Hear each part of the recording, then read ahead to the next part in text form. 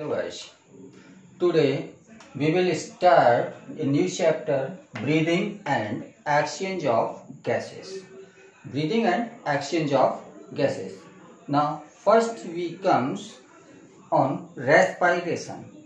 Respiration is of two types, external respiration and internal respiration.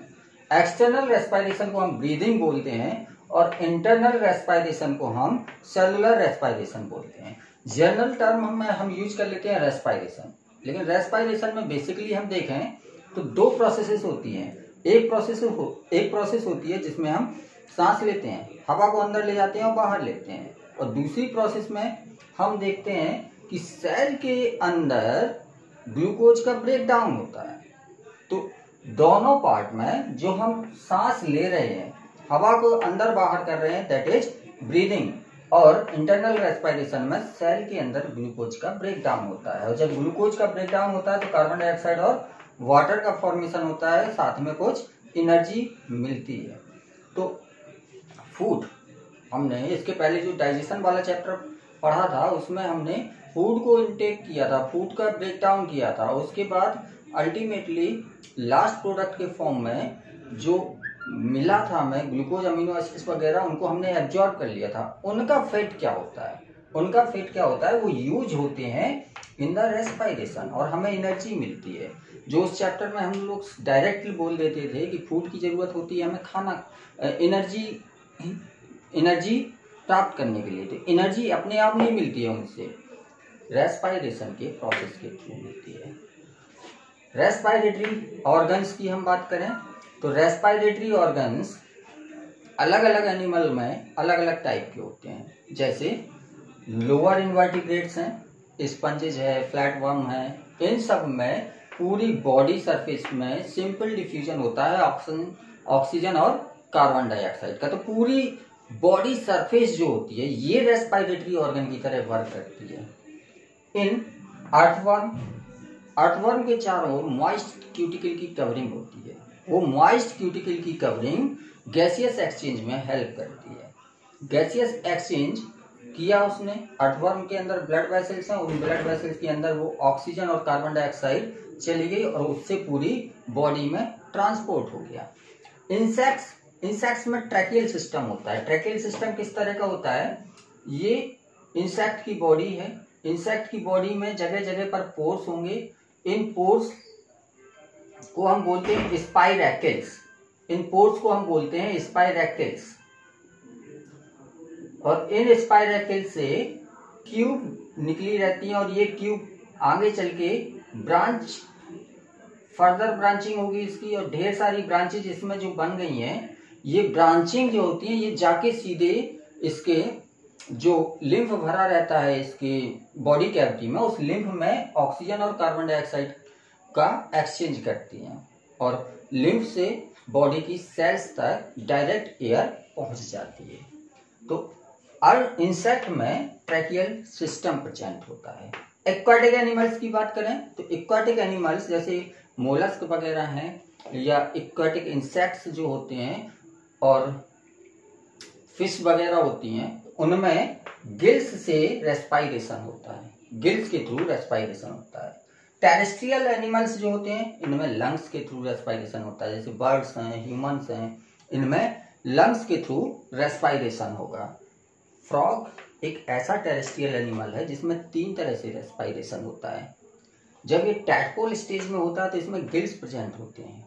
Tadpole हमेशा पानी में रहता है और गिल्स से वो रेस्पिरेशन करता है, लेकिन जब ये एडल्ट हो जाता है तो ये पानी और जमीन दोनों में रहता है। तो जब जमीन और पानी में रहता है तब ये लंग्स से सांस लेता है, पानी के अंदर रहता है तब ये सांस नहीं लेगा, ये क्या करेगा, अपना मुंह बाहर निकाल लेगा और बॉडी पानी के अंदर रहेगा और नॉस्ट्रिल्स से एयर अंदर जाती रहती है। और बाद में जब ये एयर भर लेता है एयर सैक्स के अंदर, तो फिर ये काफी समय तक पानी में रह सकता है। फिर जरूरत होती है तो फिर बाहर सरफेस पर आके ये अपने नॉस्ट्रिल्स को बाहर निकाल लेगा।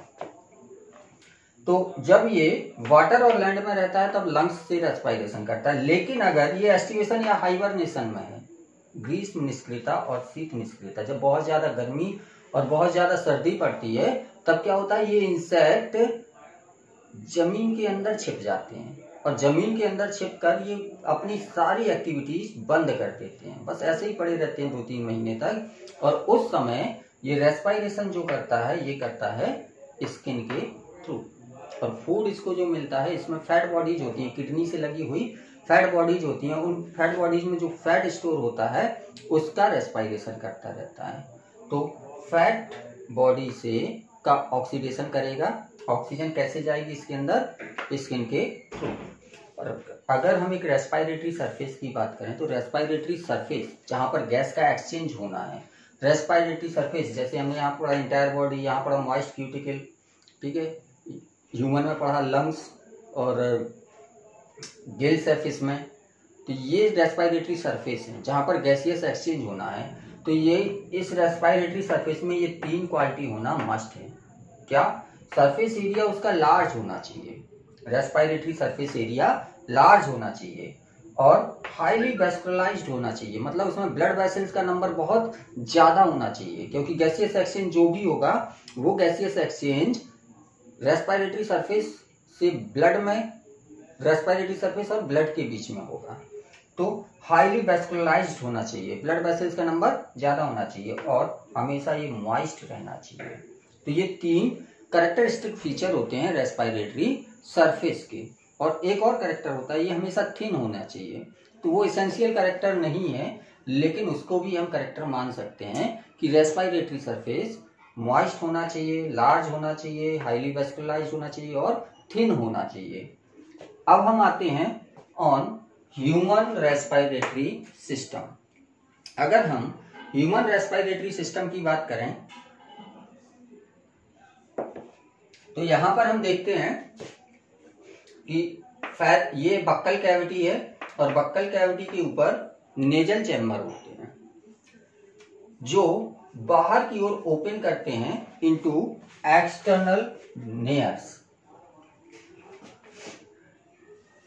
ये कहलाएंगे एक्सटर्नल नेयर्स।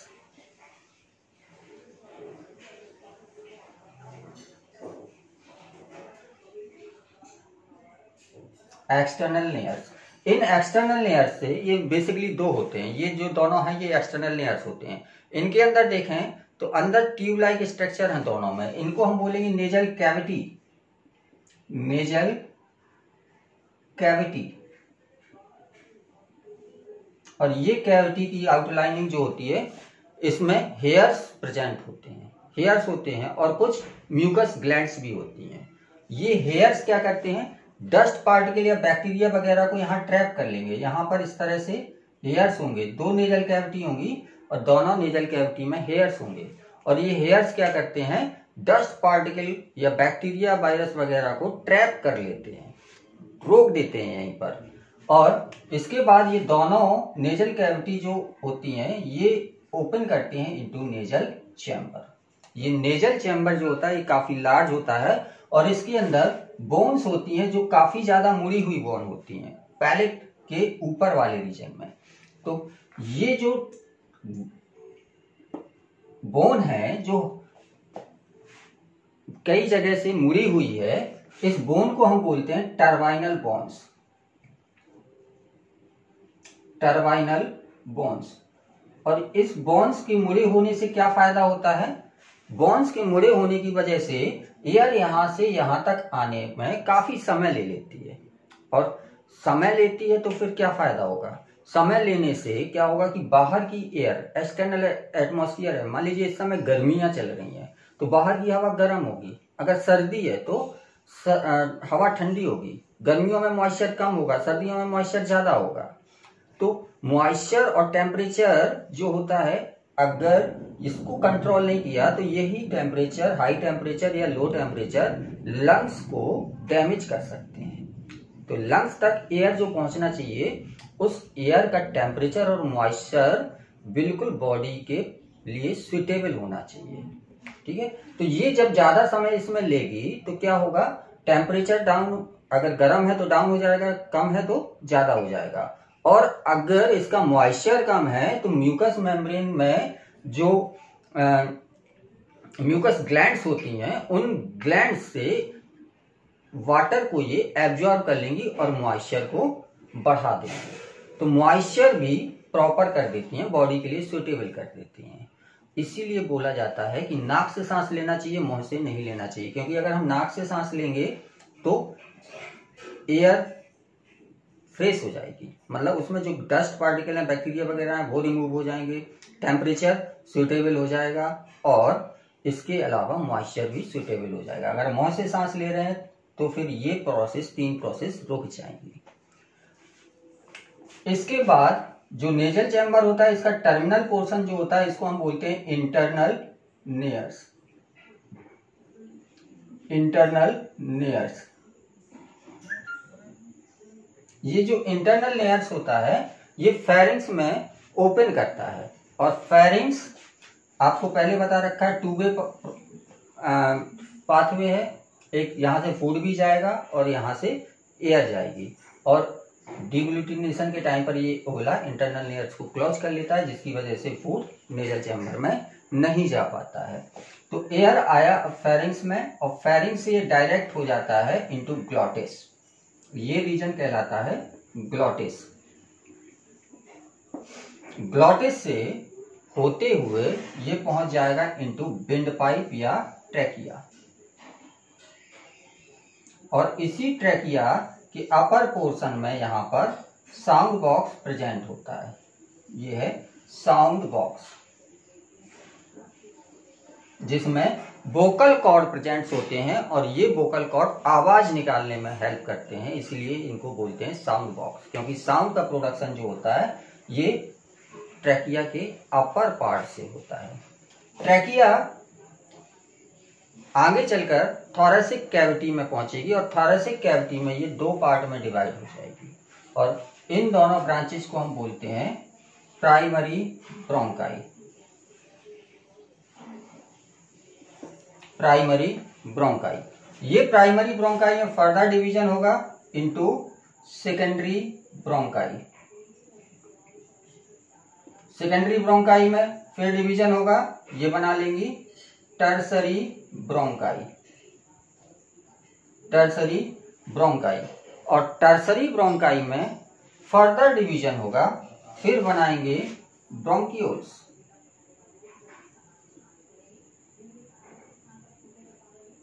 ब्रोंकियोल्स, ब्रोंकियोल्स में भी कई डिवीजन होते हैं। ब्रोंकियोल्स बनेंगे रेस्पिरेटरी ब्रोंकियोल्स,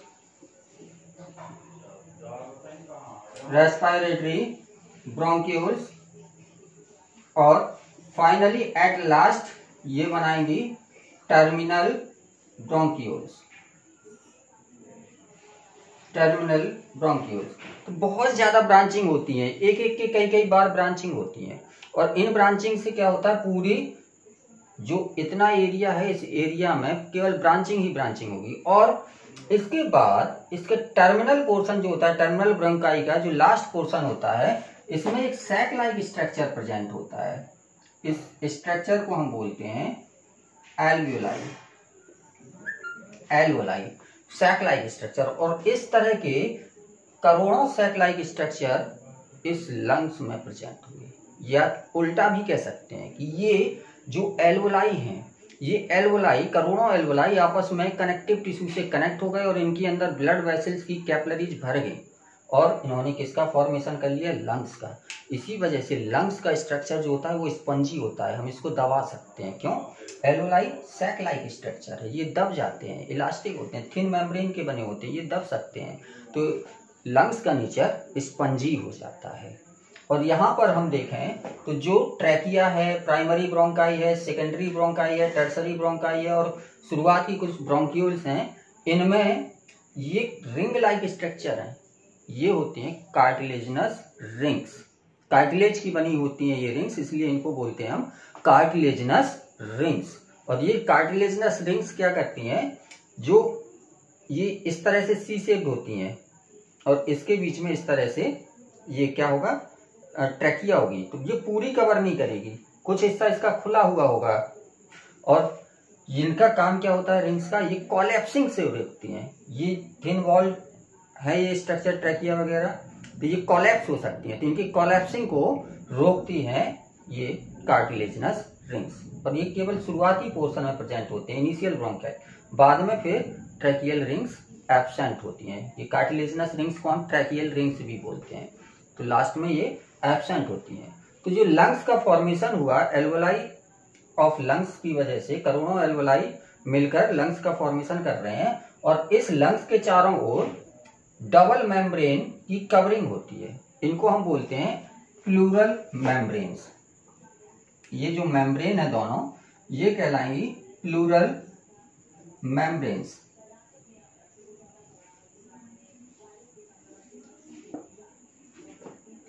जिसमें बाहर वाली जो होती है, बाहर वाली, इसको हम बोलते हैं पैराइटल प्लूरा, और अंदर वाली जो होती है इसको हम बोलते हैं विसरल प्लूरा। Visceral pleura. तो बाहर वाली पैराइटल प्लूरा, अंदर वाली विसरल प्लूरा। और इन दोनों के बीच में एक फ्लूइड भरा हुआ है। दोनों मेम्ब्रेन के बीच में फ्लूइड भरा रहता है जिसको हम बोलते हैं प्लूरल फ्लूइड। ये प्लूरल फ्लूइड का काम होता है कि ये मैकेनिकल जर्क से रोकती है।